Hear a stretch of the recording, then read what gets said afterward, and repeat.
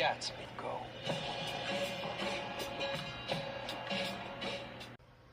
Welcome to Time About the Movies. Once again, no intro this week. We're just jumping into it because we only have a couple movies to look at for May 10th, 2013. And, of course, the biggest one that we have here is Baz Luhrmann's adaptation of F. Scott Fitzgerald's classic novel, The Great Gatsby.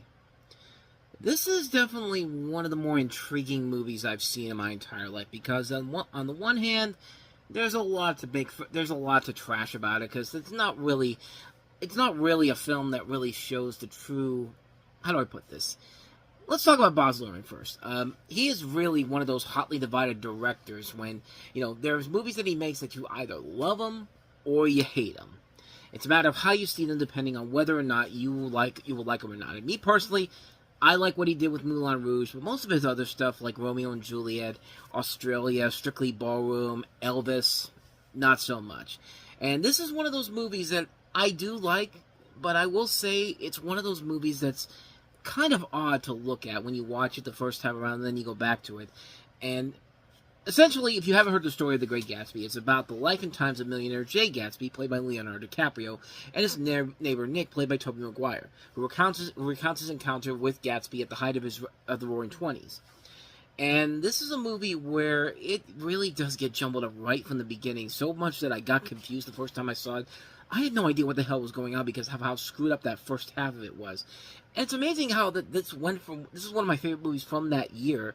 It was out solely because the editing is so insane in the first half. I mean, that may be the one thing I hate about Luhrmann's movies is that the editing is so off and all over the place. It gets really confusing at first, but there's stuff I like in the first half. Like, I love Joel Edgerton's character of Tom in this movie. Like, the first time that he sees Tobey Maguire and he calls him Shakespeare. Like, it's just, he's going with that fast pacing and all that. Just like, for some reason, that gets you hooked in. That gets you wanting to see the rest of this movie in general. It's just like, once we delve into the backstory of Jay Gatsby and find out who he really is, that's when the film really does start to come together overall.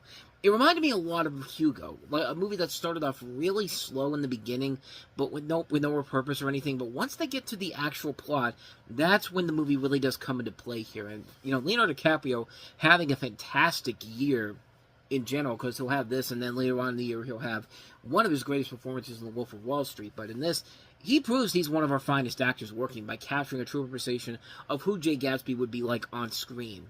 Tobey Maguire also really comes into his own in this movie, and like I said, Joel Edgerton as Tom Buchanan is great. I loved watching it because it really reminded me whenever he's on screen. You know how back in the day when Phil Hartman and John Lovitch were on Saturday Night Live and they used to talk like 40s gangsters all the time? I mean, one of the great sketches they ever do was when Phil Hartman's a World War II actor at this Hollywood studio run by John Lovitch, and he's telling him, you're out of the business, and it's this great banter between the two of them, which I think was just a sketch that was just made so they could just talk like 40s gangsters. It's just like, one of my favorite parts of it is at the end when John Lovitch is just like, I think you're the worst actor in the world, and I get 500 letters a day telling me the same, and Phil Hartman's just like, what's the word on the street? Like that's great stuff right there. If you haven't seen that sketch, definitely check it out. But when I see that, and when I see Joel Edgerton in this movie, that's what I think of when I see that, because it's just like, it's really, really good stuff here. Carey Mulligan's also really good in the movie, too. It's the first movie I've ever seen her in that I felt she was one of the stronger roles in it. Because she's been in a couple movies I didn't think were that great early on when I first saw it, but if there's any real flaws with the movie, it is the editing, which is probably one of the worst editing jobs I've ever seen for a movie. There's way too many abrupt cuts into the next scene, especially in the first act. It almost made me want to walk out because of how sloppy the editing was early on. Like, the movie itself was keeping me from walking out, and I could get past the shitty editing overall. I also like the stuff that didn't make a whole lot of sense. They don't explain why Caraway is inside of an insane asylum, and you think the movie's going to explain it, but they never do. They're just characters introduced for that, no purpose there whatsoever, especially in the ending. Like, how does security for Gatsby and one of his servants not notice the guy with the shotgun at the front entrance in the house before he killed Gatsby? And they never explain it. It just basically says, like, even security is tired of Gatsby's ass at this point. It's just like, go ahead, man. Hey, why don't I accompany you to the best spot so you can go kill him? Like, I mean, yeah, it's one of those fascinating movies where it starts off really, really slow and all over the place, and just like you wanted to slow down. But then once you get into the backstory of Gatsby and the conflicts that happen, that's when the movie really does come together overall, and it makes it work in the end. It's a movie that is definitely a very polarizing film, but it's one of the more fascinating films I've ever seen in my entire life, and it's one I go back to every once in a while. From the visual style to the music, the soundtrack is fantastic. One of the best soundtracks of the decade. And just, yeah, a great look overall. It's definitely my favorite Baz Luhrmann movie. And I love Moulin Rouge. I love, Cinema Paradiso. Did he do Cinema Paradiso? He did not do Cinema Paradiso. For some reason I thought he did. But, no, that was Giuseppe Tortone. But, that's still a great movie, too. You want to check that out. But this is my overall favorite Baz Luhrmann movie. The one I go back to every once in a while. It's just a really, really fun film. Starts off slow. But once we get to the second half, and it just really keeps going, and just really becomes something very entertaining overall. So that is The Great Gatsby. So let's go ahead and move on to Tyler Perry presents Peoples. Peoples, rated PG-13, directed by Tina Gordon-Chisholm. I should start off by saying that I said that this was Tyler Perry's Peoples, thinking that he was the one that directed this movie. But no, he did not direct this movie, nor did he write it either. He only has a producing credit on this, but even when he isn't directing a movie, it's not always going to be a success. I mean, look what happened with Alex Cross the fall before. But Wade Walker, played by Craig Robinson, may not be a blue blood, but he loves Grace, played by Kerry Washington, and he's eager to propose. Convinced that his best bet is to make his move with Grace's entire family is present, Wade boldly invites himself to her family reunion and does his best to make a good impression. Over the course of an eventful weekend, he learns that he may fit in better with a dysfunctional yet well-to-do clan than he could have ever anticipated. I mean, I'll give it this for Kerry Washington. It's certainly a better comedy than 1,000 Words, but it's got a good cast overall. Not only Robinson and Washington, but David Alan Grier, Essa Murkison, Diane Carroll, Tyler James Williams, Callie Hawk, Anna Gasteyer.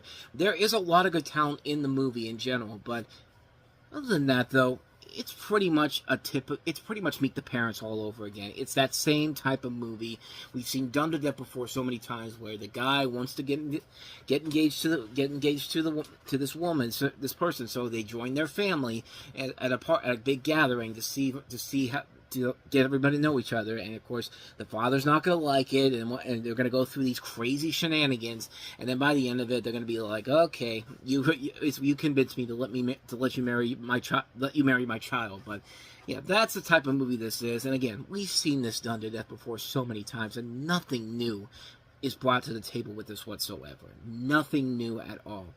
It's a lazy film. It's not a funny film. It's not even a film that really does a lot to really entertain people. It's just a movie that's there. And it's just like, there are so many other movies you could watch that are much better than this. And yeah, it would be better I would like if a better use of their actors overall would come into play here, but it's just not there, man. It's a movie, like I said, we've seen it done before so many times. It's just like, move on and do something else. Give us something different. But no, this movie can't do that because Tyler Perry can't be clever and can't make anything clever. He has to make the same damn movie over and over and over again. But yeah, it's even if it's not his movie in general, but he attaches himself to some pretty bad movies overall when you really think about it. Even his target audience stayed away from this one. They did not want to see this movie at all, and it clearly showed in the fact that this thing had a $15 million budget. It couldn't even make that back. It didn't even make it to $10 million. It only brought in $9.3 million over a $15 million budget. That should tell you right there that people did not give a fuck about this movie at all. So, yeah, needless to say, a hard skip on Peoples. And thus, with all that said, we wrap up another episode of Time About the Movies. The next time we meet, we have the next big summer blockbuster of the year. And yeah, we continue the downward trend of disappointment with our next film here. J.J. Abrams' return to the Star Trek universe. Star Trek Into Darkness, which is a film that had a lot of promise coming into it, with Benedict Cumberbatch coming in as Khan. And yeah, it didn't work out in the end, unfortunately. Was it an all-around bad film? We'll touch on that tomorrow on the show. We'll also take a look at one of Greta Gerwig's early leading outings, and that is Frances Ha. So we'll take a look at those two movies coming up tomorrow on the show, so definitely be on the lookout for that. With all that said, though, thank you so much for watching this. I hope you enjoyed it. If you did, please go ahead and do me the honors of hitting that like button, that subscribe button, and that notification button. Also, don't forget to check out our playlist, and don't forget to check out the previous episode that we did. So, I don't even know why I did that. But with all that said, whether it's in the past, the present, or the future, I will see you at the movies. Take care.